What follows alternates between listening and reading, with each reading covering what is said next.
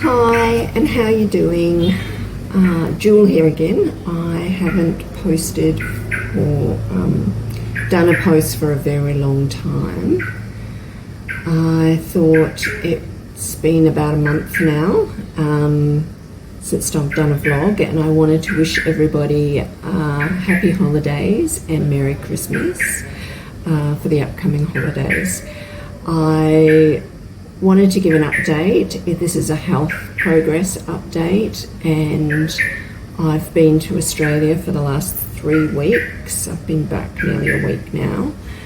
The last vlog I did was on my Botox. I really wanted to update all the health issues and things like that. I went back to home to Australia to get all my tests done. Back in Bali now. The reason why I'm putting this out there is because I know so many women my age are going through different health concerns and different experiences and are trying to be the best of themselves. So I really wanted to update that about myself.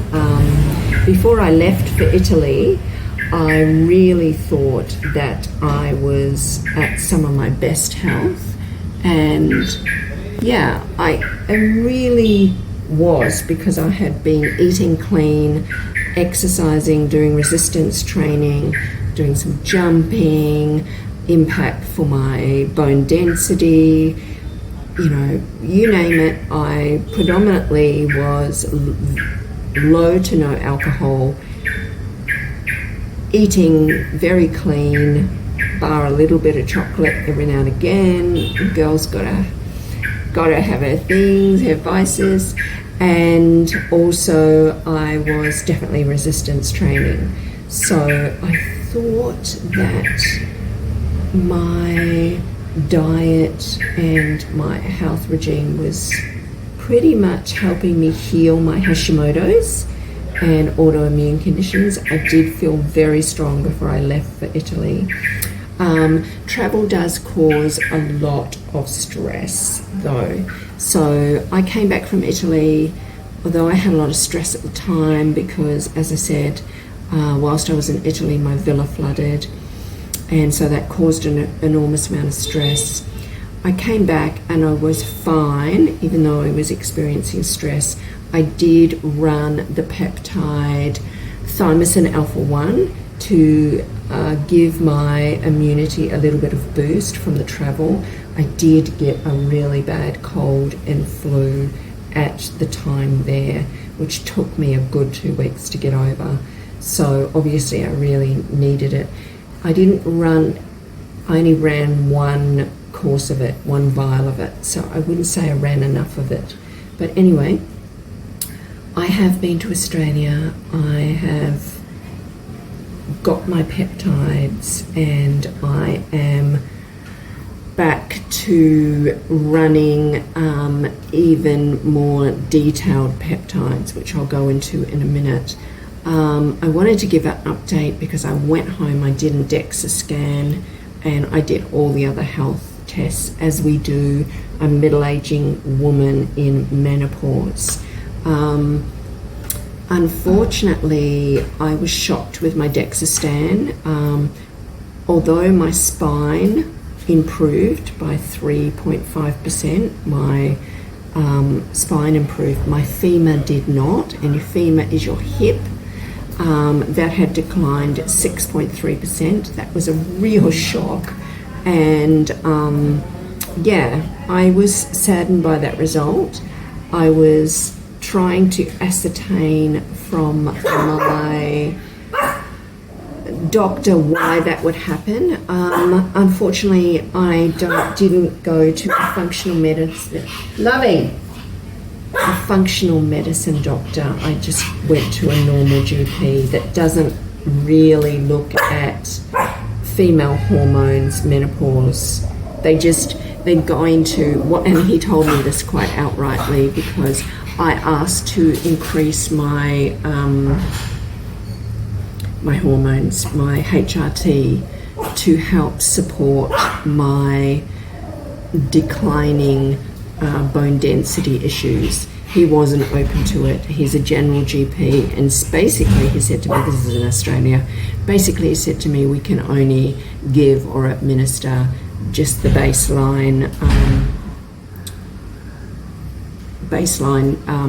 HRT, hormone replacement therapy for women. We just give the recommended baseline, which is minuscule. It's very, very small amount, just so you don't experience hot flushes.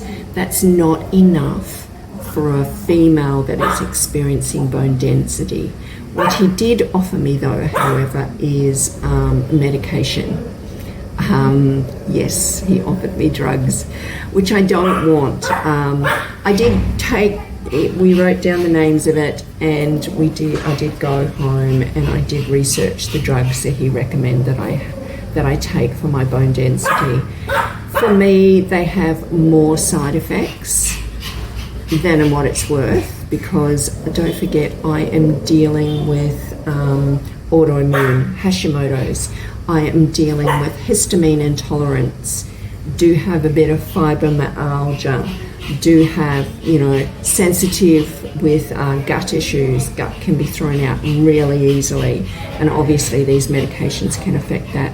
I also, what these medications can affect is TMJ, so grinding of jaw and wearing down the side of your jaw, which I also are prone to have had it for a very long time. So yeah, having a medication that I didn't think that I thought the side effects would be more of a hindrance to helping my body go forward it's not a place that I wanted to go without first trying other things. So he did say I would need to go to a female specialist in hormone therapy to get higher doses of HRT. So I've done my research, and higher doses of HRT do definitely stop bone decline. So that's where I'm at. I am predominantly 1 week into increased HRT. So I'm hoping that will assist my bone density. I'm also starting on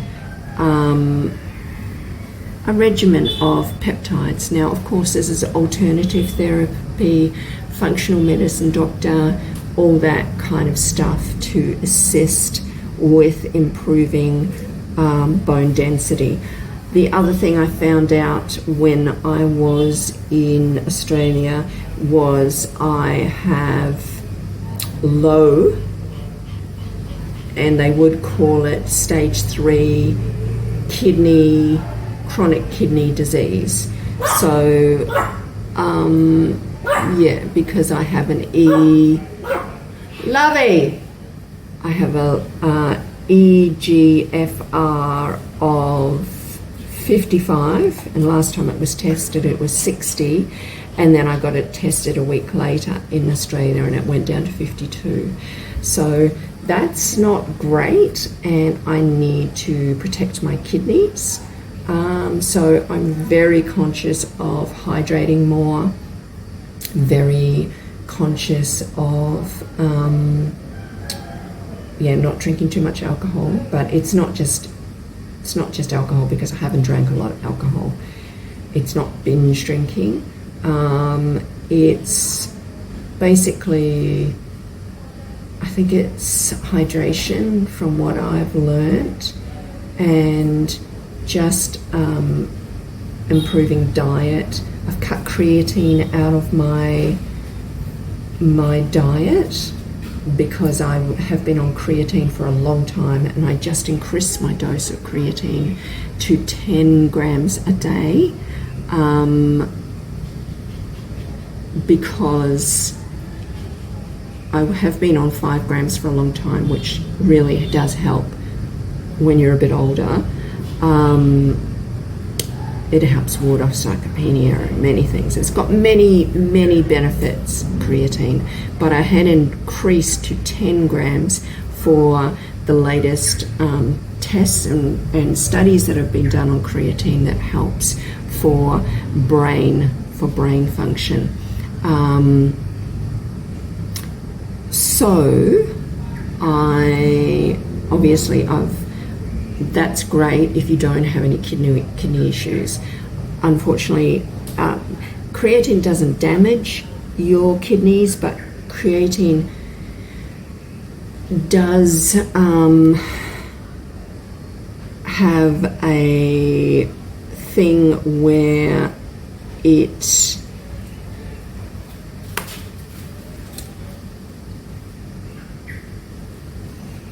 can falsely elevate creatinine levels and makes your kidneys look worse. So that's what it does. I was also, for 6 weeks, I was on metformin, and I was on metformin, which I actually really loved. It was low dose metformin. I was only on 500 milligrams a day, and oh my gosh, that really helped my allergy, my histamine intolerance.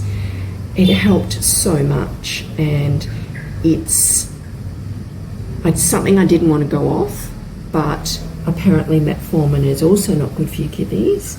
So I'm wondering if that contributed to the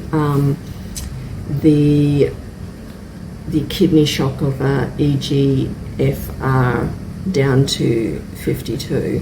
So at the moment I've just cut that out.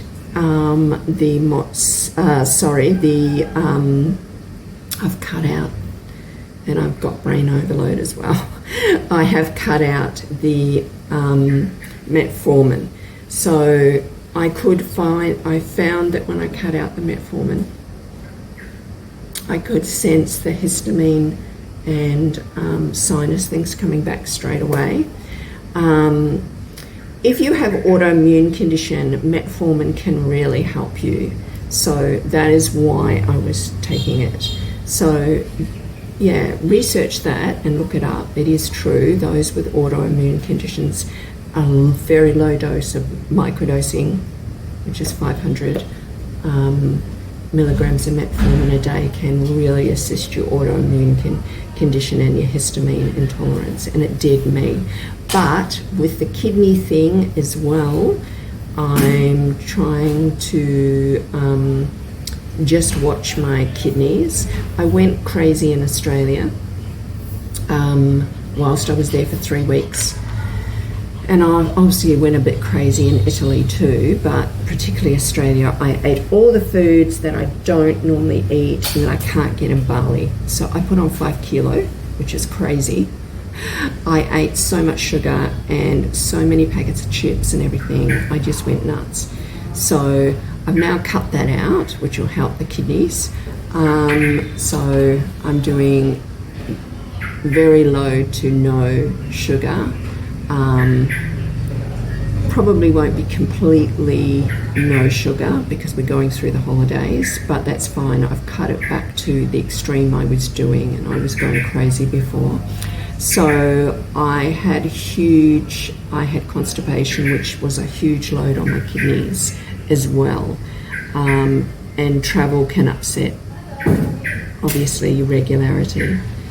Dehydration from travel as well. So I'm going to continue to monitor the EGFR kidney situation.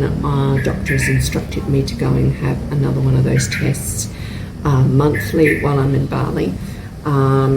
Made definite changes with the sugar, the high sugar, cut that out again. I have cut out, as I said, the creatine, the metformin. I'm replacing the metformin with MOTS-C. So I need to be careful with the MOTS-C. I've had a dose this morning. It is incredibly helpful for inflammation. I'm also on KPV, that helps enormously if you have an autoimmune condition and if you have inflammation. So that is helpful. I'm also running a trial of GHK CU, which is the copper peptide. I'm doing that for my skin. I'm doing that also for inflammation. So inflammation is a really big deal for me, which I've been combating or trying to combat for a very long time. It's something that I kind of been trying to manage, but I haven't really managed it really well. It's subsided a lot with eating clean. And when I did carnivore, it helped immensely. It cut out a lot of inflammation and a lot of pain out of my body. Whilst I was in Australia and I was eating high sugar and lots of potato chips and all that kind of stuff, my inflammation was really bad. So I know it's to do with the sugar and the diet. So that's back changed. I'm eating clean again. I'm just eating high protein, so meat and vegetables, or meat and salad, and I'm also having fruits. So I will have yogurt and fruit and things like that. So yeah, that's where I'm at there. I really wanted to update this craziness that is my health journey. I wanted to share it because other people might be going through the same thing, and you should always, of course, consult your doctor, a functional medicine doctor if you can, over a normal GP, because a GP that also is experienced with functional medicine is ideal, because they're far more open. I was just seeing a general GP in Australia. He was not open to increasing my HRT, which will help my bone density. He offered medication straight away, which is something I don't want more problems. And, he's just doing his job. So I'm very much into monitoring my own health, as you know. So I thought you might like to track my journey with my peptides. As I said, I've just started MOTS-C again today. I am managing, with the help of ChatGPT, my progress through my smart ring, and I've got a Ring-Con Gen 2 smart ring, which is monitoring my sleep, my activity level, my stress level as well. And with the help of ChatGPT, I put my vitals into that, and I'm also monitoring what I'm consuming. So yeah, I think this is a really sensible idea, is to take your health into your own hands, because only you know best, and how you should feel. I'm starting to feel better again. It hasn't been a week yet since I've been back. I've been back 5 days from Australia, so I'm just sort of recovering and stabilizing my energy field, and getting my vitals back into a rhythm, getting back into exercise and all that. So yeah, I really wanted to share that. You might like to track my progress with the peptides, because it could be something you've thought about trying. Obviously consult your doctor. I am not a medical professional by no means. I'm just sharing my experience in a vlog of what I'm doing to help heal my body and overcome these nuances of health that can definitely hold you back as we age. I am 59, and I love being able to ward off the things that can slow us down and certainly age us. At the moment, it's about feeling good. I know I predominantly look pretty good for my age, and I do that through my skincare, very much into Korean skincare, and also I'm trying to correct how my overall body from the inside out. So I believe that's really important, and I believe that you can do that with diet and with regular exercise resistance training. So back into that, I did sprinting, which is HIIT training, sprinting yesterday on my rebounder. The first time I've done that in 3 weeks because didn't have my rebounder in Australia. So getting back into that resistance training and also the peptides to help give my body a boost of what it may need to carry me through. This will take time, it doesn't happen overnight. So I wanted to share my experience, and I'll continue to share my experience with taking the peptides, the MOTS-C, my skin health with the GHK-Cu. I'm using GHK-Cu. It also helps with inflammation. It is an overall body health boost, right? So it does obviously help your skin, but it also helps systemically over your whole body when you pin GHK-Cu regularly. And I would say I'm only microdosing, and I've just started, so I'm probably on day 4 of that. Yeah. So that's for overall health.